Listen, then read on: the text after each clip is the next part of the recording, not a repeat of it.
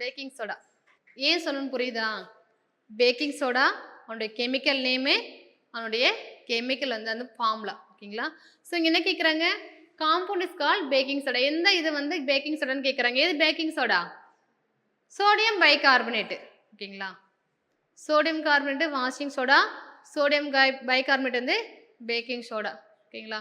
Potassium carbonate, calcium carbonate. ஓகேங்களா? So வந்து நமக்கு முக்கியம் நார்மல் அதனுடைய காமன் நேமு, கெமிக்கல் நேமு, அவனுடைய ஃபார்முலா தெரியணும். ஓகேவா? சரிண்ணா, அதை சுற்றி தான் என்ன கேட்டிருக்காங்க? கொஸ்டினே கேட்டுட்டு இருக்காங்க. அடுத்து பார்த்தீங்கன்னா வந்து ஸ்ட்ராங் ஆசிடு, ஸ்ட்ராங் பேஸ் கேட்குறாங்க. ஸ்ட்ராங் ஆசிட்னு என்னது? ஸ்ட்ராங் பேஸ்னு என்னது?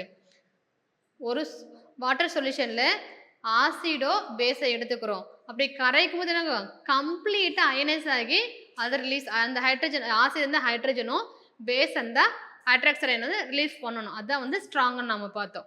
இங்கே பார்த்தீங்கன்னா இதில் எது ஸ்ட்ராங் அப்படின்னா வந்து HClலும் NaOH இது வரும். ஓகேங்களா?